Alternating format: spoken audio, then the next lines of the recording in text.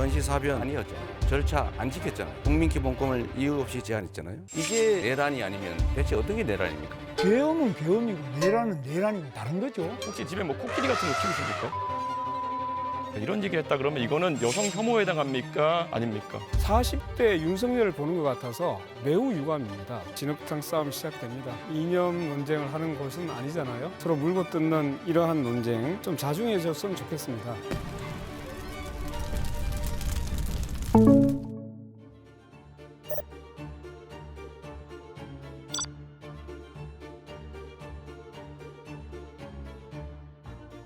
윤석열 대통령은 권력을 독점하겠다, 자신들의 부정 비리를 막겠다 이런 일념으로 계엄을 선포했죠. 결론적으로 한번 물어보겠습니다. 계엄 해제를 우리 국민의힘 의원들이 대부분 참여하지 않았어요. 계엄 해제했어야 된다고 보십니까? 하면 안 됐다고 보십니까? 계엄 해제를 빨리 해서 바로 해제가 됐지 않습니까? 아니, 제 말은 그런 결과를 묻는 게 아니라 본인이 그에 대해서 어떤 입장이냐. 계엄은 해제됐어야 된다. 해제하지 저는 않아야 계엄 된다. 자체를 아주 원칙적으로 반대하고요.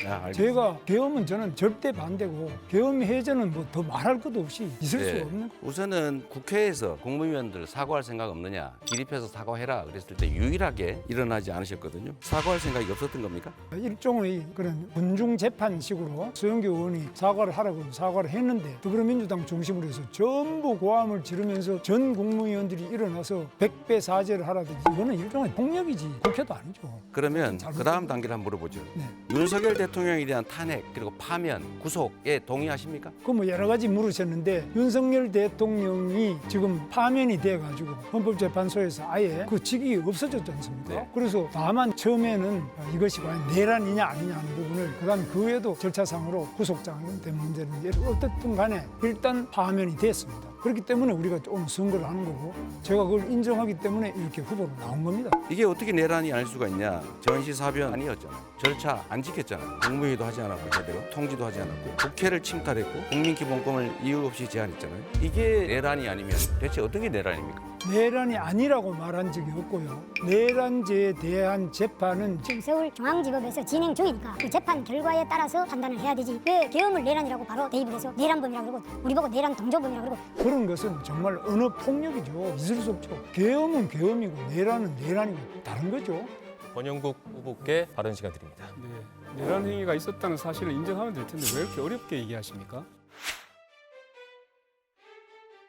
언론 인터뷰에서 대통령의 국회 해산권에 대해 긍정적으로 생각한다. 윤석열 전 대통령에게 그 권한이 있었다면 개업을 안 했을 것이다. 이렇게 말했어요. 윤석열이라면 국회도 해산하고 계엄령도 선포하고 남았습니다. 대통령이 국회 해산권 가지고 있는 나라가 있습니까? 국회 해산은 이승만 때, 박정희 때, 전두환 때 다 독재 정권 때 한 일입니다. 여성가족부 폐지하자고 하고 최저임금 차등제, 이제는 국회 해산권까지 두자고. 저는 매우 이준석 후보가 전도양양한 저는 정치인이라고 봤는데 이 나쁜 정치만 자꾸만 제도화하려고 하는 거나 아니면 이런 걸 옹호합니까? 40대 윤석열을 보는 것 같아서 매우 유감입니다. 답변 시간 주시겠습니까? 네네, 한 10초만 드리겠습니다. 10초? 그건 안 되겠죠. 20초 드릴게요. 국회 해산권이라는 건 실제 내각제 국가에서 많이 운영되는 거고요. 국회 해산권이라는 것이 군대를 통해서 해산하는 게 아니지 않습니까? 해산되면 다시 선거를 하자는 의미로 국회 해산권인데요. 그게 내각제적 요소를 도입하는 것인데 거기에 대해서 반대하시면은 아까 네. 비례대표제가 20초. 맞지 않지 않습니까? 2초 드렸어요. 네, 제가 얘기를 해야 돼요. 비난을 막 하셔놓고는 왜 아니 그러니까 잠깐만 얘기 드리세요. 의원 내각제에서는 당연히 국회 해산권이 있죠. 총리 불신은 당연히 할 수 있고 서로 견제가 됩니다. 그런데 우리나라는 대통령제예요. 대통령제에서 국회 해산권을 준다는 것은 국회가 없어지면 견제 기능이 없습니다. 그러면 1인치하가 되는 거예요. 대통령 1인치하. 이게 독재를 지금 유도하고 있는 게 아니게 뭡니까? 국회가 없어지는데 선거를 다시 해야 되는데 왜 독재가 됩니까?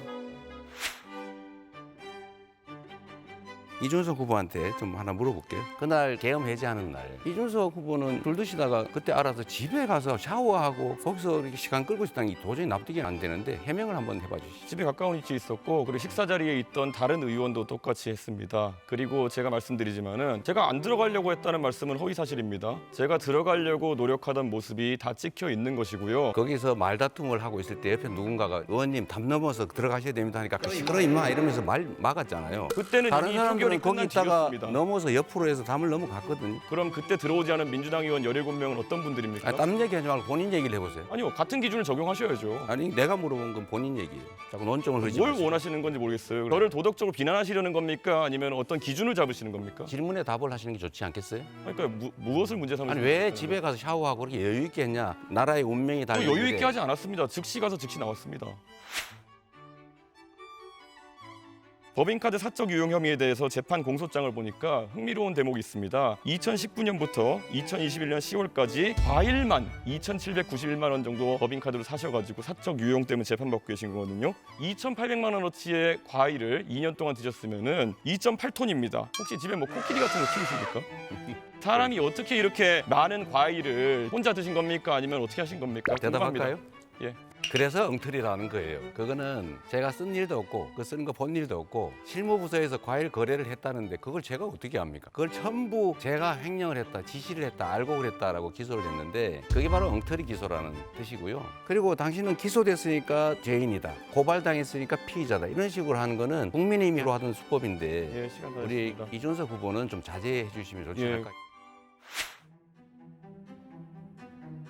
이재명 후보가 호텔 경제학을 또 방어하기 위해서 루카스 자이제라는 분을 들고 나와가지고 그분을 아는지 저한테 물어봤었는데요. 저는 더 놀랐던 것이 이분이 알고 보니까 독일 공산당 기관지의 편집장을 지내신 분입니다. 이재명 후보께서는 어떤 경로로 루카스 자이제의 사상을 접하신 건지 이해가 가지 않았고요. 국민들에게 본인의 호텔 경제학을 방어하기 위해 가지고 공산주의자의 철학을 들고 와서 가르치려고 드시느냐. 저는 이게 의아하거든요. 10초 드리겠습니다. 20초 드릴게요. 20초입니다. 감사합니다. 우선은 뭐든지 종북몰이 하듯이 공산당몰이 안 하시면 좋겠어요. 두 번째로는 그 사례는 한국은행의 책자에도 나오는 사례예요. 루카스 차이제가 어떤 사상을 갖고 있는지 저는 관심도 없습니다. 더 중요한 거는 이건 아주 돈의 흐름에 관한 아주 일반적인 사례예요. 그중에 일부 이걸 왜곡 과장해가지고 이거를 침소봉대하지 않는 게 좋지 않을까. 그게 진정한 토론 아닐까 그런 예. 생각이 듭니다. 이제 세 번째 토론이기 때문에 유권자분들이 이재명 후보의 패턴을 읽으셨겠지만 본인이 지난 토론에서 먼저 저에게 루카스 자이제 아냐고 물어보신 다음에 지금 저한테 종북몰이 하지 말라고 하고 계십니다. 이게 얼마나 황당한 상황입니까?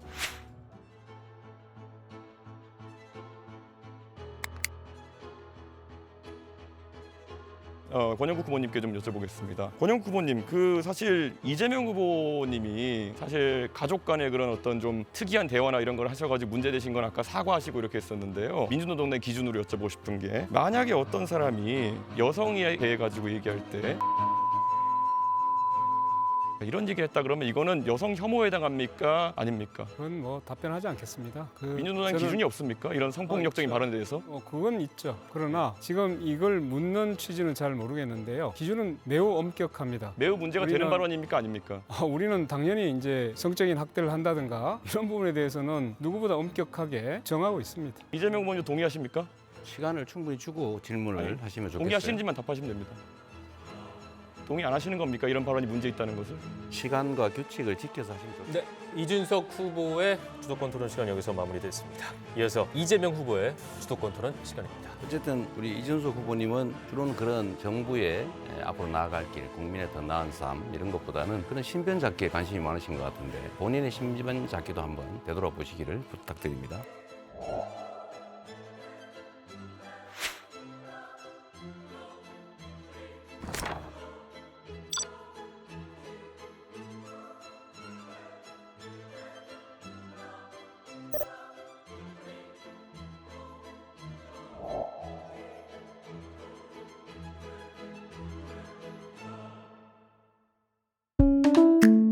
이번 영상을 만든 PD가 추천하는 영상도 보고 가세요. 스브스 뉴스의 다른 영상을 즐기시려면 구독 버튼을 꼭 눌러주세요.